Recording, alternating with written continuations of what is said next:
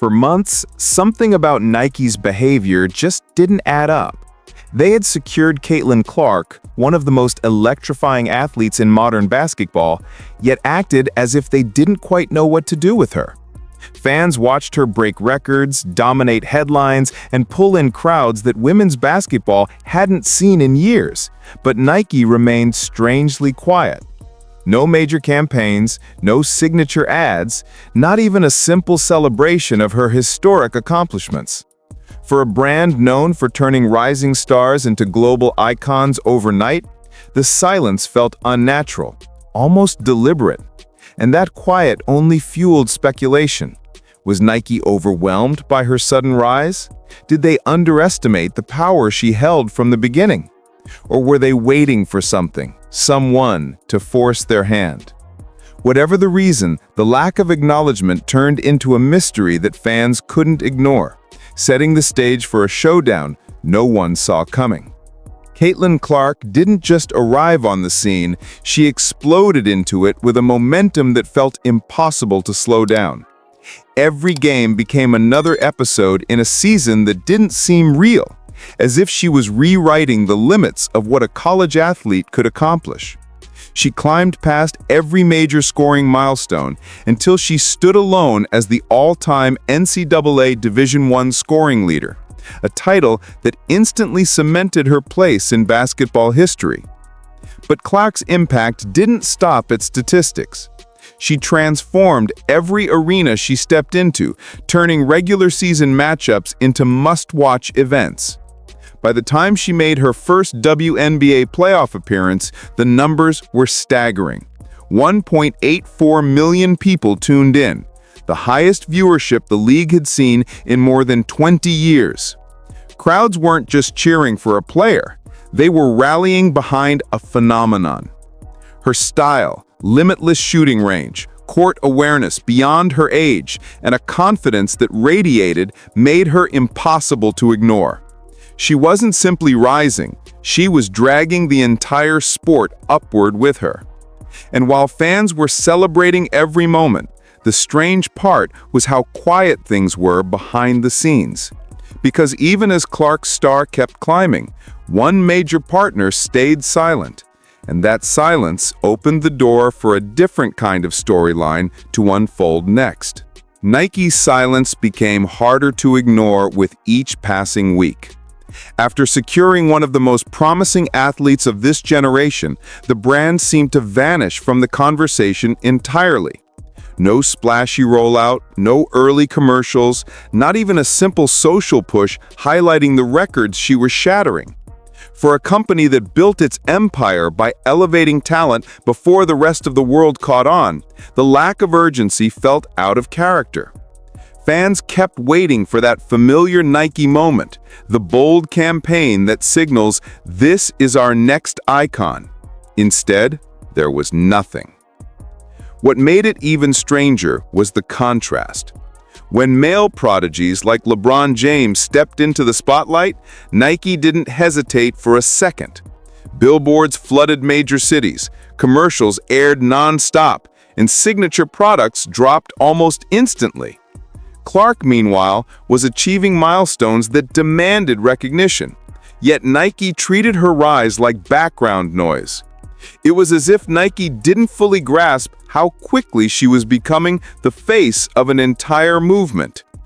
As Clark's influence continued to grow, the silence from Nike started to feel less like caution and more like a missed opportunity.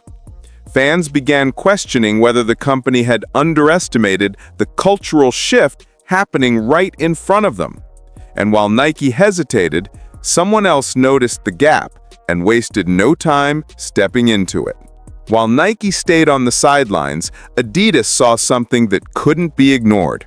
They recognized that Caitlin Clark wasn't just another rising athlete, she was becoming the heartbeat of women's basketball. And when a brand as competitive as Adidas notices a gap in the market, they don't wait around. Rumors started swirling online that Adidas was preparing a massive offer, one that would rival or even surpass Nike's deal. Reports claim the number floating behind closed doors was around $30 million, a figure that immediately sent shockwaves through the sports world. Whether every detail was accurate or not, the message was clear. Adidas was ready to go all in. What made this moment so powerful was the timing. Clark's popularity was exploding, arenas were selling out, and her highlights dominated social media feeds night after night. Adidas understood the momentum and moved quickly, positioning themselves as the brand willing to invest in her future right now. Not months from now, not once the pressure hit, but in the middle of her rise. Fans started buzzing about what this could mean. Some believed it was a genuine attempt to champion women's sports. Others thought it was a strategic masterclass aimed at catching Nike off guard. Whatever the motivation, the effect was immediate. The rumors alone were enough to jolt Nike awake, forcing them to confront the possibility of losing the most influential young athlete in the country to their biggest rival. And as soon as those whispers gained traction, Nike suddenly shifted from silence to urgency almost overnight. Once talk of Adidas's interest gained real momentum, Nike's tone changed instantly. After months of near total silence, the brand suddenly stepped forward with a grand public gesture. A massive banner draped across the Indiana Fever Arena honoring Caitlin Clark's historic achievements. On the surface, it looked like the celebration fans had been waiting for, a bold, overdue acknowledgement of the athlete leading a new era in women's basketball. But beneath the excitement, something felt off. The timing was too perfect, too aligned with the growing pressure from Adidas. Which should have been a triumphant moment, carried the unmistakable scent of urgency. Then came the apology, delivered as if Nike had finally realized how their lack of visibility appeared to the world. It was framed as a heartfelt recognition of Clark's impact, but many fans weren't convinced. They remembered the months when her name dominated sports headlines while Nike said nothing. They watched her break records while the brand offered no major campaigns, no merch push, and no meaningful spotlight. To them, the sudden apology wasn't a gesture of appreciation, it felt like damage control. Still, Nike went all in on the PR effort. Their messaging shifted dramatically, highlighting Clark's influence, her leadership, and her role in reshaping women's basketball. It was a full reversal from the quiet, almost cautious approach they had taken before. But even as the banners hung high and the public praise poured in, one question lingered. Was Nike finally seeing her true value, or were they acting out of fear of losing her to their biggest competitor? Either way, the shift signaled something important. The battle for Caitlin Clark had officially begun, and she was no longer just an athlete in Nike's lineup. She was a priority they could no longer afford to overlook. When Nike finally stepped forward with their public show of support, Caitlin Clark didn't just stand there and smile for the cameras. Instead, she used the moment to redirect the spotlight onto something far bigger than herself. Her speech wasn't a thank you note or a simple acknowledgement of the banner hanging behind her. She spoke with the confidence of someone who understood the weight of the moment and the responsibility that came with it. Clark highlighted how women's basketball had surged into a new era, driven by packed arenas, a wave of new fans, and a level of excitement that had been building for years but was only now being recognized. Rather than focusing on Nike's delayed celebration, she talked about the future of the sport, how national TV coverage had become essential, how visibility could change careers, and how this momentum shouldn't be treated as a temporary trend. Her message was clear.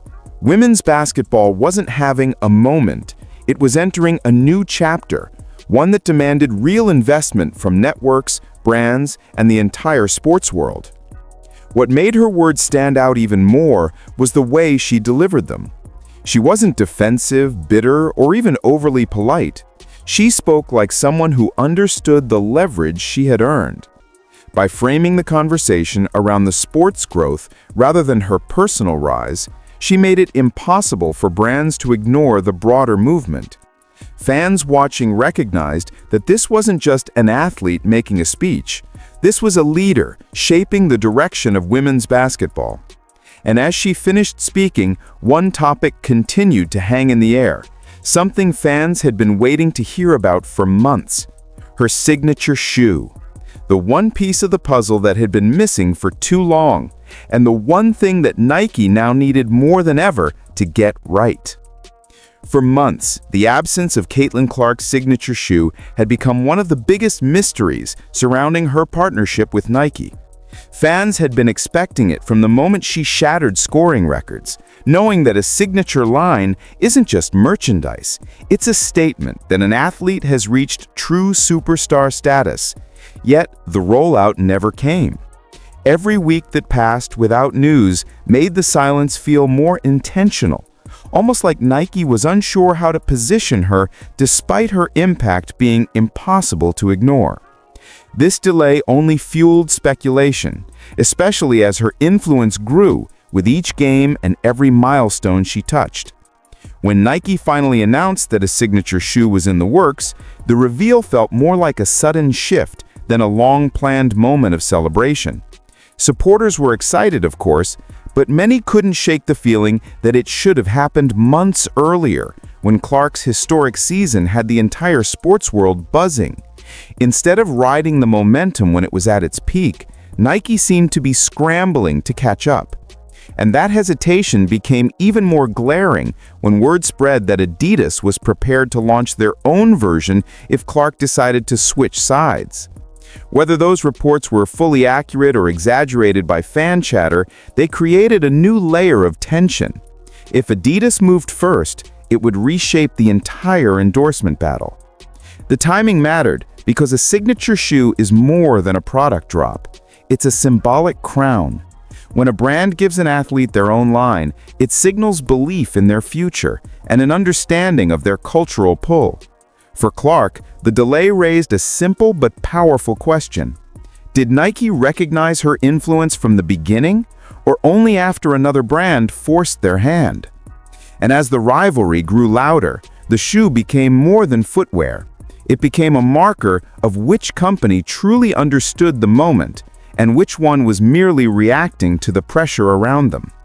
But the conversation didn't end there, because the situation pointed to something deeper, an issue that had been simmering in women's sports for years. And it pushed fans to ask whether Clark's delayed recognition was an isolated mistake or part of a pattern that stretched far beyond one athlete. The hesitation around Caitlin Clark's promotion didn't happen in a vacuum. It tapped into a much bigger conversation about how female athletes have been treated by major brands for decades. Nike has built entire empires around male superstars, launching global campaigns before some of them ever played a professional game. LeBron James, Kevin Durant, and countless others were elevated instantly, their images plastered across billboards and TV screens long before they had the chance to prove anything in the league. Their careers were introduced to the world with massive marketing machines already behind them. But when it came to women, the approach couldn't have been more different. Even icons like Serena Williams, arguably one of the greatest athletes of all time, waited years for the kind of consistent front-and-center promotion that her male counterparts received from the start. Players like Diana Taurasi and Sue Bird dominated their sport for decades, yet never saw the same level of branding power poured into their names. Instead of being treated as global superstars, they were often marketed like niche athletes, despite their accomplishments dwarfing those of many male stars who received far more attention. Caitlin Clark's situation revived that long-standing imbalance. Here was an athlete drawing record-breaking viewership, selling out arenas, and pushing women's basketball into new territory. Yet she wasn't given the same early branding momentum that her male counterparts received from the start. Fans couldn't help noticing the difference. It wasn't just about a late banner or a delayed shoe. It was about what those delays represented. They looked like a reflection of the value system that has quietly shaped sports marketing for years, where women's achievements are celebrated only after it becomes impossible to ignore them. But the landscape is changing. Clark's rise forces brands to rethink their approach, not because they suddenly want to, but because they no longer have a choice. The numbers are undeniable. Her games pull in millions. Her highlights spread across social media faster than any marketing campaign could. Her presence alone lifts any platform she touches. She represents a shift in power, one where female athletes aren't just part of the conversation, but at the center of it. And with Adidas pushing aggressively, the gap in how women are marketed becomes even more visible. One brand seems eager to champion the new era. The other appears to be trying to correct course before the future slips away. That tension sets the stage for the next big question, one that could reshape the entire direction of women's sports. What comes next in Caitlin Clark's story feels bigger than any endorsement deal. Nike and Adidas aren't just negotiating with an athlete. They're fighting for the future of an entire sport. Clark's decision will shape how brands treat female stars for years to come. If she stays with Nike, it signals that the company is ready to evolve, ready to invest in women with the same energy and urgency they've always shown male athletes. But if she walks away, the message will be just as loud, that another brand saw her value first, recognized the cultural shift faster, and acted with conviction when it mattered. Behind the scenes, both companies understand what's at stake. Clark isn't simply a marketing opportunity. She's a generational figure who has already changed how people view women's basketball. Her games break viewership records without flashy promotions. Her name trends online without manufactured hype. She has become a rare force, an athlete whose popularity comes from pure talent, charisma, and undeniable impact, not from corporate storytelling. That kind of influence doesn't come around often, and whichever brand stands beside her will gain far more than a signature shoe line. Fans, meanwhile, are watching every move. Some believe Nike will pull out all the stops to keep her, determined not to repeat their earlier missteps. Others think Adidas has already positioned itself as the stronger, more committed partner. And then there's Clark herself, measured, focused, and fully aware of how powerful her voice has become. She's not rushing, not letting the noise dictate her path. Instead, she's weighing the bigger picture. Which brand truly believes in the long-term growth of women's basketball, not just her personal success? The next chapter hinges on that choice. No matter where she lands, her influence will continue to push boundaries and redefine expectations. The endorsement battle may be between Nike and Adidas, but the ripple effect stretches far beyond them. Clark's decision will mark a turning point, one that shows just how far women's sports have come and how far they can still go with the right support behind them. And with the entire sports world waiting for her next move, one thing is certain: the story is nowhere near finished. Caitlin Clark's rise has done more than capture attention. It has exposed how much the sports world is changing and how quickly old rules are being rewritten. Nike's sudden shift in tone, Adidas's aggressive pursuit, and the massive public interest surrounding every step she takes all point to the same truth. Women's basketball is no longer fighting for a seat at the table. It's building an entirely new one. Clark stands at the center of that transformation, not because she asked for it, but because her talent and influence made it impossible for anyone to look away. Whether Nike's renewed effort is rooted in genuine appreciation or a scramble to protect their investment almost matters less than what it signifies. It proves that brands can no longer afford to treat women's sports as an afterthought. Clark has shifted the power dynamic. She has shown that fans will show up, stadiums will fill, viewership will spike, and the spotlight will follow if companies take women's athletics seriously. This is no longer a question of potential. The evidence is right in front of them. What makes this moment so striking is how aware Clark is of her role. She isn't just navigating endorsement offers. She's pushing the conversation toward equity, visibility, and growth. She understands that her rise is tied to something far bigger than individual success. And because of that, every decision she makes carries weight. Brands know it. Fans feel it. The entire landscape is shifting around it. In the end, the real story isn't which company wins the battle for her signature. It's what her journey represents. She is the proof that women's sports are entering a new era, one defined by record-breaking audiences, cultural relevance, and athletes whose influence rivals anyone in the game. Caitlin Clark has become more than a star. She's the spark pushing the industry forward. And as the biggest brands in the world scramble to keep up, one thing is clear: the future of basketball is already here, and she's leading it.